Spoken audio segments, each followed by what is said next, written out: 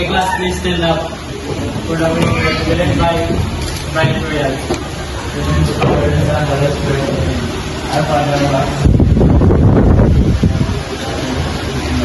Forgive us and forgive us our trespasses, as we forgive those who trespass against us. And lead us not into temptation, but deliver us from evil. Amen.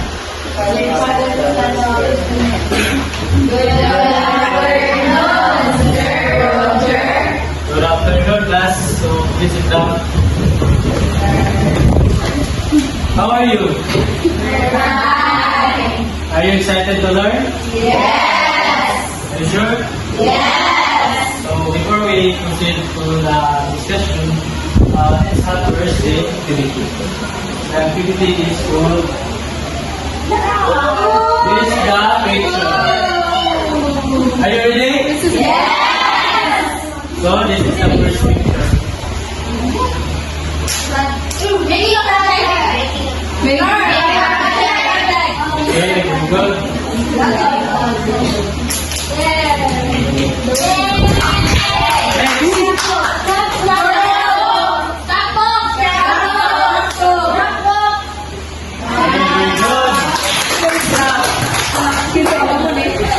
Next.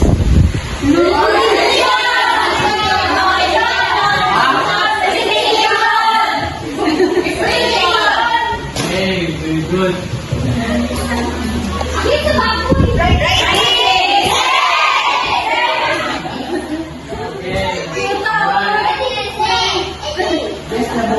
So, what have you observed those pictures? This time we didn't.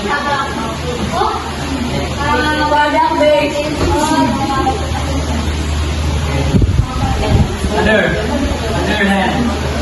How about idea? How about Francine? Okay.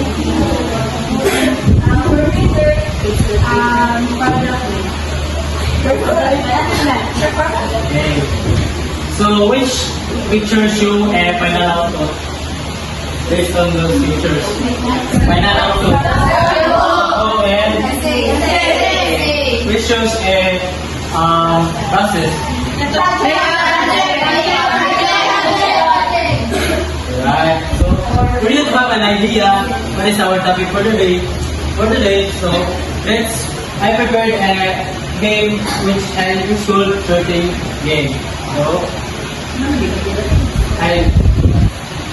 So I will divide this class into 3 groups, which is group 1, group 2, and group 3. So I will give each group cards labeled final output and product. And I will paste the pictures to the board, and your task is to identify which pictures show a product and a final output and process. So are we clear? Yes! This will what?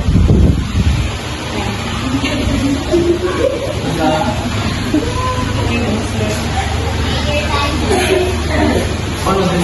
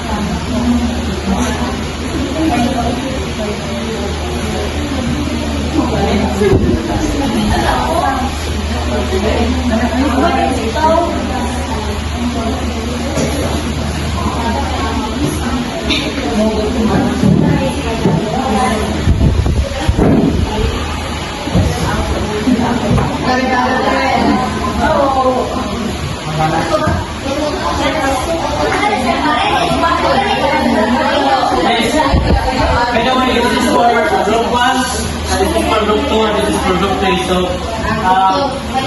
we'll give it a 3 minutes discussion for you to have an idea what is the pictures show. So,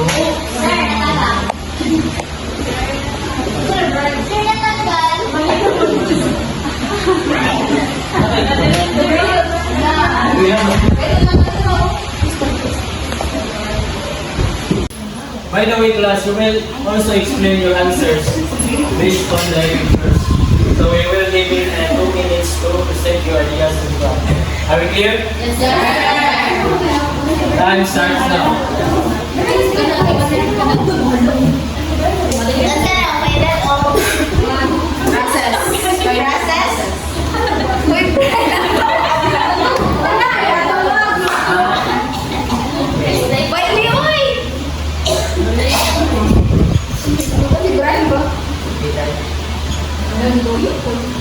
Oh, may process.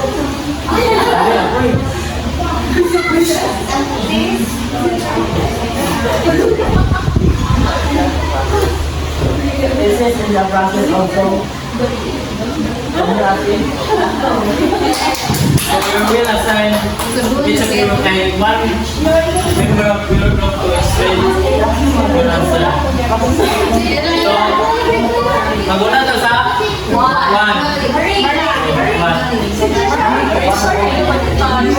And follow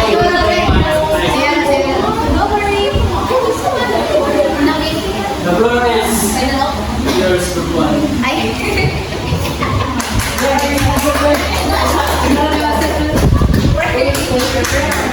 Kapag na si Marie Brown.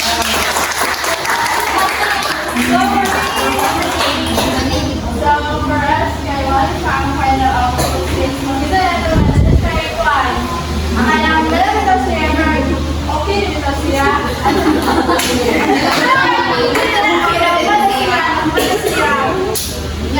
Process kay nagpapisalan or the process of the way. Net action. So do you agree with I will answer for it? Yes! Alright. So give here Maria Plus. So 1, 2, 3. 1, 2, 3. 1, 2, 3. Marie.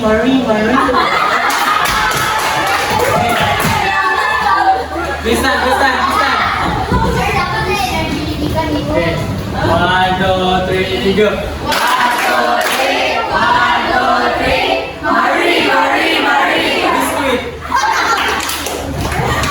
Okay, let's proceed to group 2.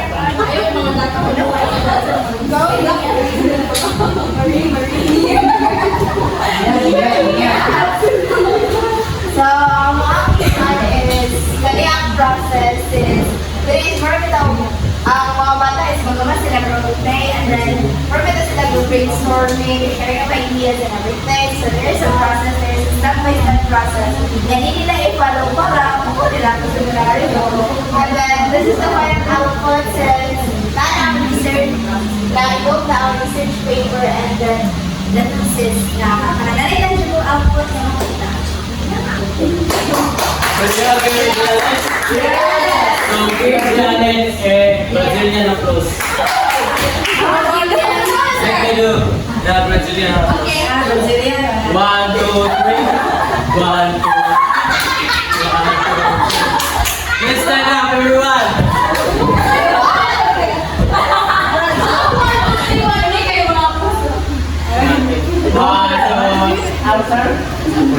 One, two, three, go. 1, 2, 3. 1, 2, 3. 1, 2, 3.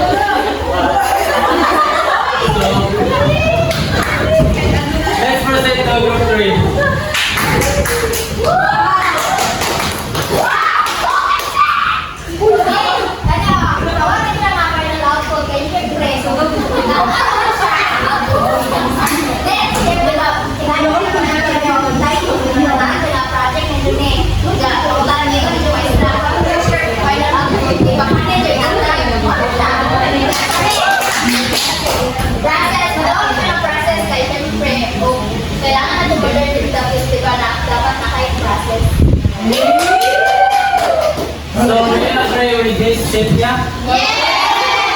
naman si Kichitagan?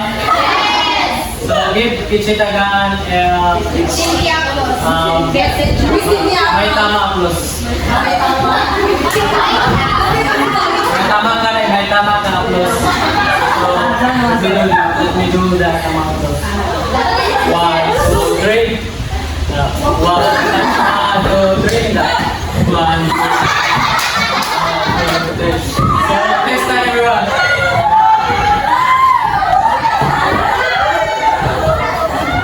Everybody, let's go down. Tama applause. 1, 2, 3, go. 1, 2, 3. 1, 2, 3. So, did you enjoy the game? Natawa na lang yung... So, based on your answer, what are the differences between those pictures? And yung explain. So, okay, Miss Shannon. It's about process and the product. Right, very good. So,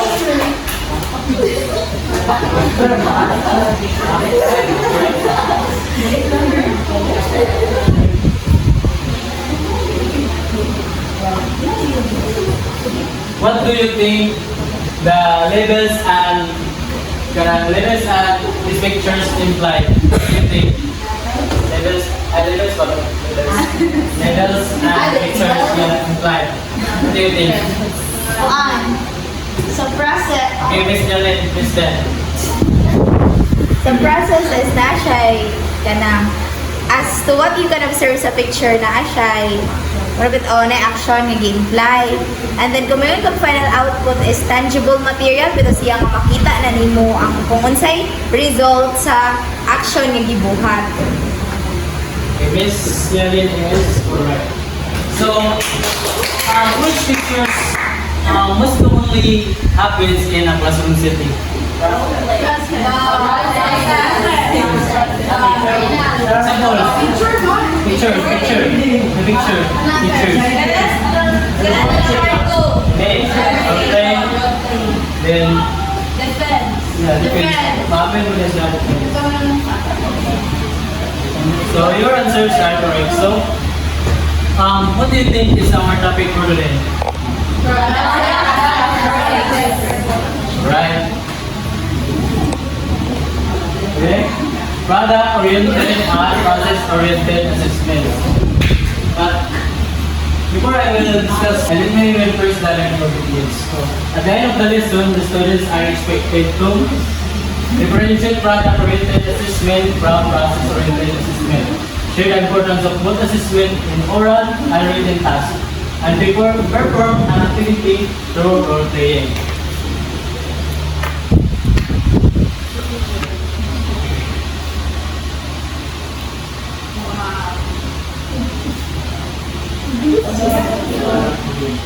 So, anyone from the class who have an idea what is product-oriented assessment? Sir Brian, you have an idea? I think product-oriented is paano niya sabi moral kaya mo kaya lang po kasi daw sa iba na ay process. The process is the point. Gagama ka ba? Din ang product ay let us give Mr. Marvin Imperial applause. So, 1, 2, 3. 1, 2, 3. Marvin Imperial. Next time, everyone.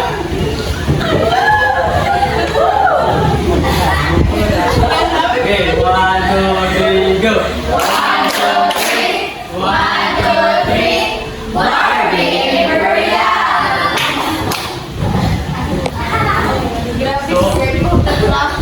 Product-oriented assessment focuses on the final output or result of learning, emphasis on what the students produces at the end of the task. So, product-oriented assessment is also known as performance-based evaluation method, where students, ang estudyante ay i-assess sila through the outcomes and product. It's like what you've shared your ideas ng galing ha. So, ano sila ang mga product na isa mga examples galing na ipakita and the activity ito ang mga example sa product oriented. So, a product oriented assessment, the final product outcome or artifact produced by the students that we focus. So, the product is the evidence of learning. Sabot mo? Yes. Right, so, here are the examples. These projects will produce the reports. Example ko siya. This is story. Next is the process oriented assessment. So, process oriented assessment focuses on evaluation. Focuses on the steps, strategies, and efforts students take while learning. The emphasis is on how the student approaches the task, problem-solving methods, and participation. So, kung saan kayo nasabtan nyo sa process?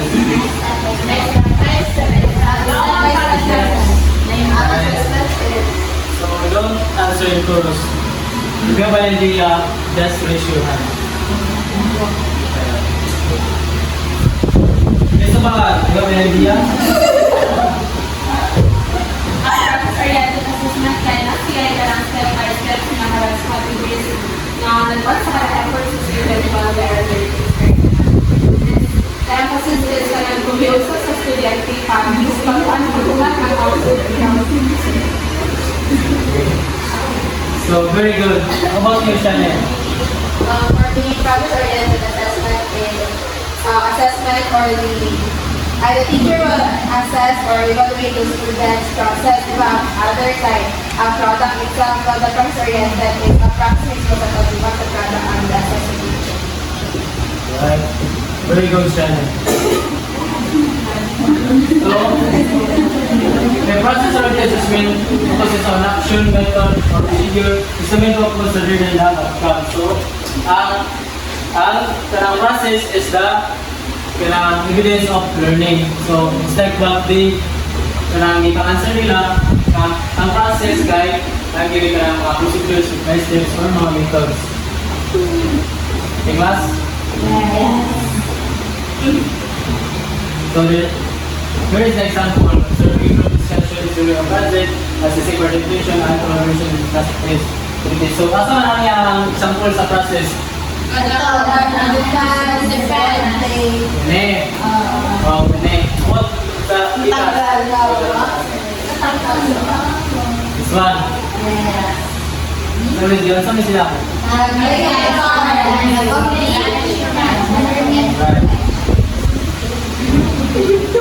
So I have a question. So, which do you think is the most important product? Which do you think is the most important product or process? Why? Answer yours. Please raise your hand. Okay, Miss Katayas. Do you have an idea? For me, the more important is Kung bayan ko i-judge ang process kay ato ning umakaan para makakaan bitaw sakto ang product, dapat sakto ang process. So, wala ang important ang process. Marami mga important ang process. Yeah. So how about others? Kasi hindi mo answer ng product. Kaya na mag-answer na. I say that. Okay, Miss, makamulbo. No. It's up to you.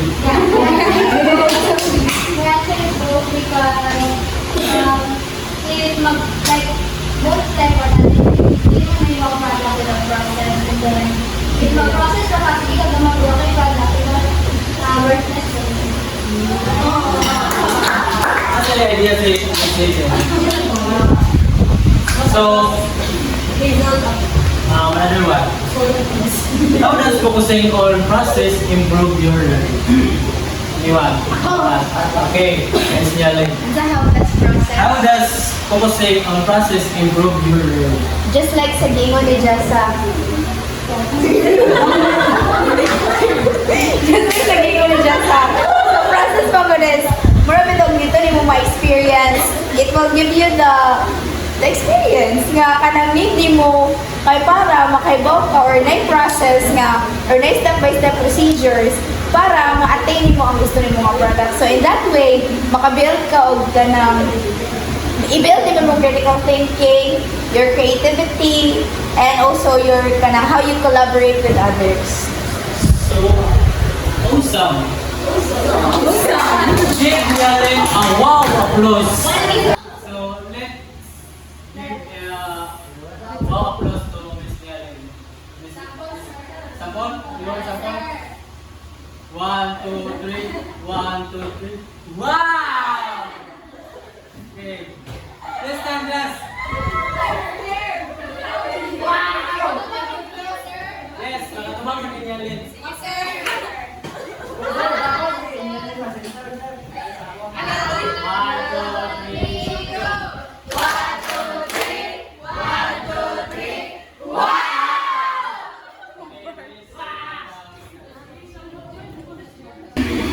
For you to have a better understanding on what is product and process, I show you a comparison video.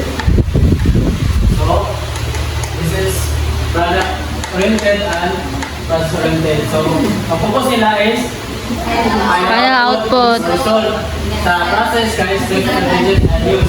So, ang evidence of learning guys, and sa process guys, more for different methods and evaluation basis in the quality of the product and quality of the process.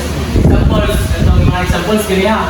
Ini, ang examples sa product guys, ini, so rate, my sales, and research. So, process mo tayo, another example is drops, report, or classification. So, itong iwak-wak nyo ganyan na magtubag mo, ito ay example sa multi-oral So, sa strengths shows authority and achievement, shows growth, import, and business skills. Limitations, the report, the KP, never look the final content. So, nasabta na ba ang kanang kalayaan sa tawa? Yes! Right, so, ibaw ako nga, pag-apoy ng tanan, hanggang sa ito, one rope karoon kayo sa mga. So, I prepared energizer for you. The energizer name is the Say the Color Not the Word. Are you familiar with this? Yes! Are you ready? Yes! Alright. Say the color. Say the color, not the word. Sige, go. Yeah, okay. Are you ready? Yes! Red, black, Wrong! Isa daw na wrong!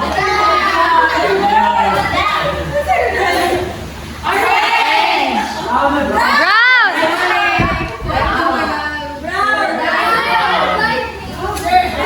So let's brown. Paano siya sa... Gusto mo mga shades of brown? Sa... Chocolate champagne. Oh. Sa... Ay, ayaw mo nga na. Next. Red. Blue. White. Blue. So... No, nano? Yes! Let's have a recap. So, what is... Isa na ito one, mga types of assessment. Isa lang ilang kalahian, ilang differences.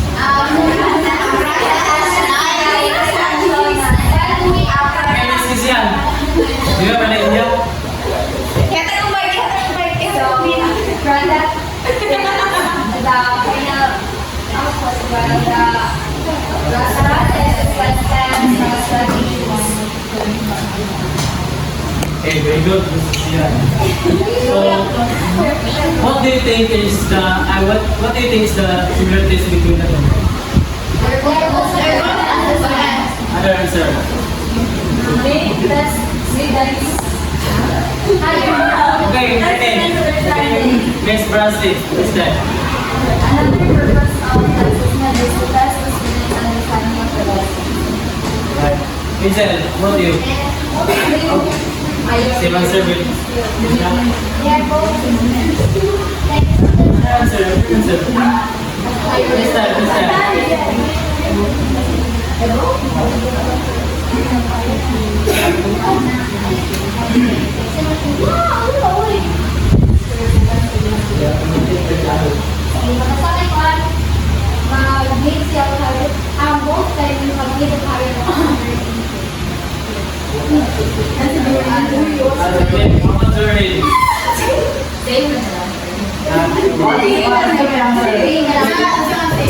your name? Both certain.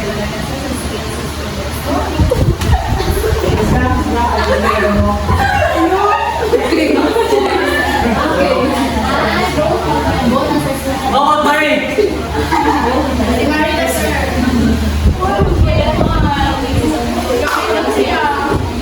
Wait, that's Jain. Jain. Ano po yung activity ninyo nga yata? This is the title of the page is design your own assessment. So the instruction is working individually. You are given a situation you are as a teacher, decide whether to use one of the assessment as a assessment or both for the education. Create a simple example of your assessment method and explain why you choose that method. So, your assessment will divide this class into two groups. So, mag-ata, ay tawag na nila din.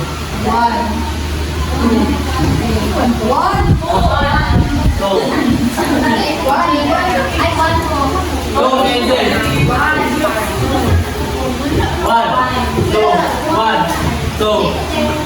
1-0 na. Go. One this one say sarap one now.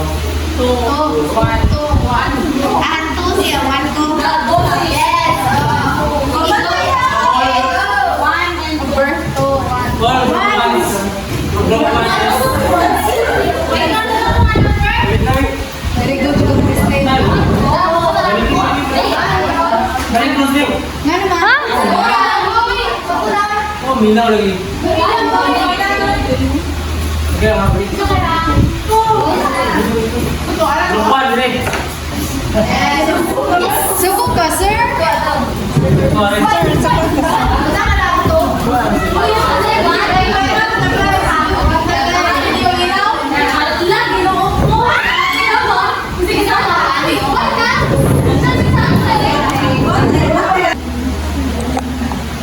So, group 1 is the product of the assessment and group 2 is the process of the assessment. So,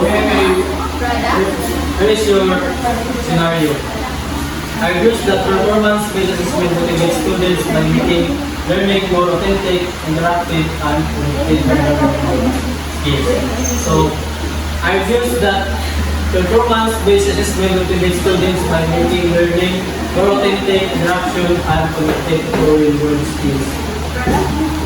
So, new average to is counters that some students will be conscious overwhelmed for disengage with as to perform tasks instead of traditional exams. You can take pictures to take pictures of scenario. So you will be given 5 minutes to brainstorm your ideas, then 10 minutes for the proper Okay? Class, listen. To give the ball instructions and mechanics, I will give to Ms. Suba. So divide them into two, and then you will be given 5 minutes to brainstorm your ideas. And then after the 5 minutes, so mag-start na mo sa proper debate, like opening statements, then review tasks, and then wala po ang closing statement. So can you get started? So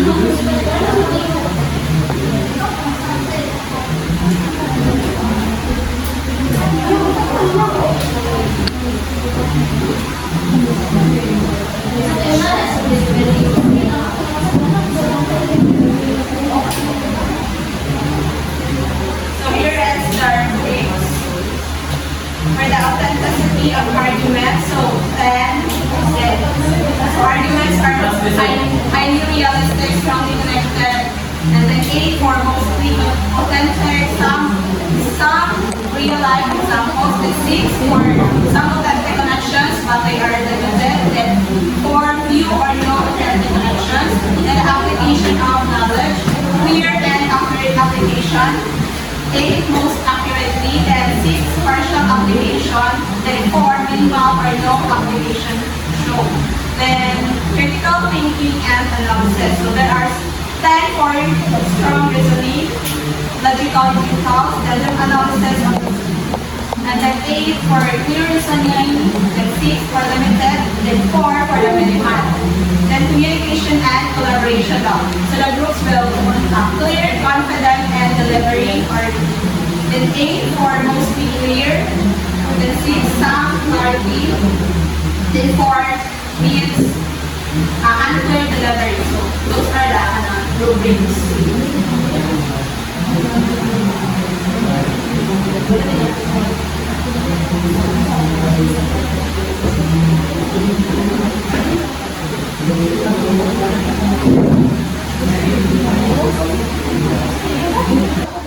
Good morning, ladies and gentlemen. So today we have two opposing sides, and they were debate between what is important, if it is product-based assessment or the process-based assessment, and also they will also debate if what is more authentic, if it is the performance-based assessment or the traditional-based assessment. So each group will only have 3 minutes to give their sides, and then they will have they will have opening statement, the counter, and the conclusion or the last statement. So you will go into bato-bato pick to know if who will the first group to okay.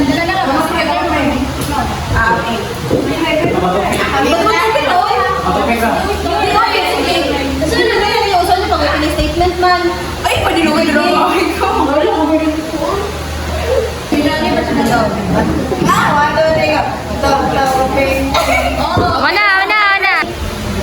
So good morning everyone. Our topic is all about, or we need to argue why performance-based assessment motivates students by making learning more authentic, interactive, and connected to real-world skills.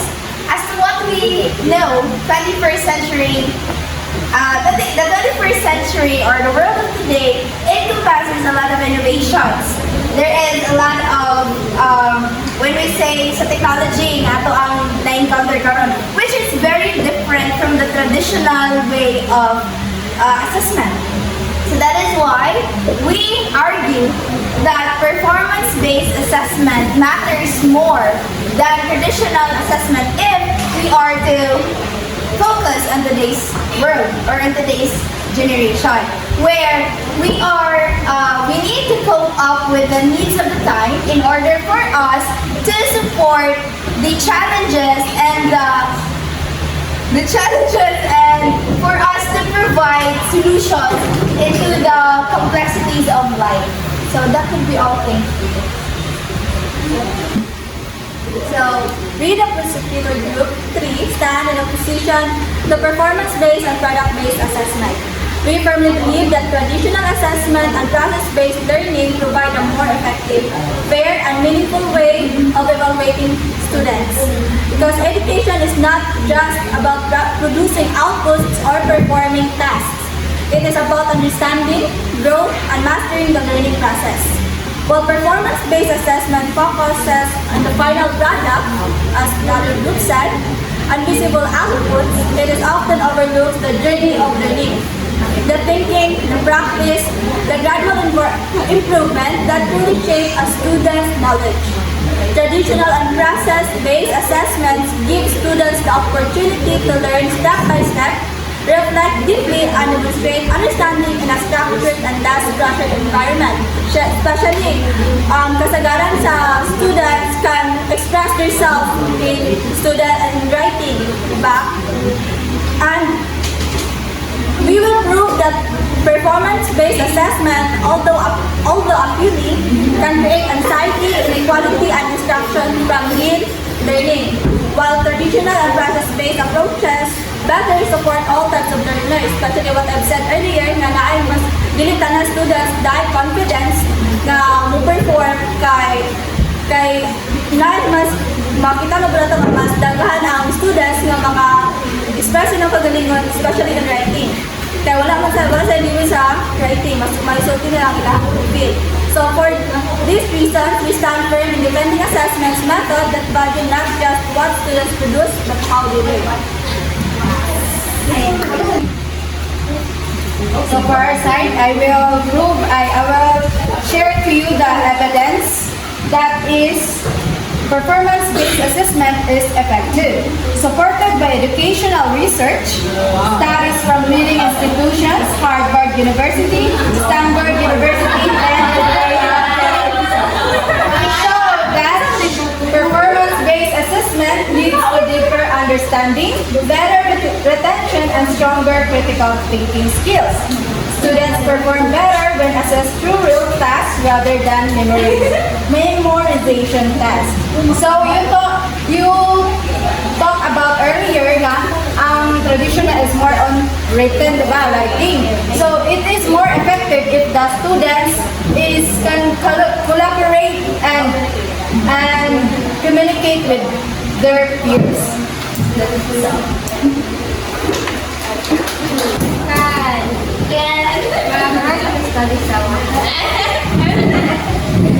Study shows that traditional assessment are reliable and objective measures of student growth because they are standardized. They provide consistent and fair evaluation of students' knowledge and progress.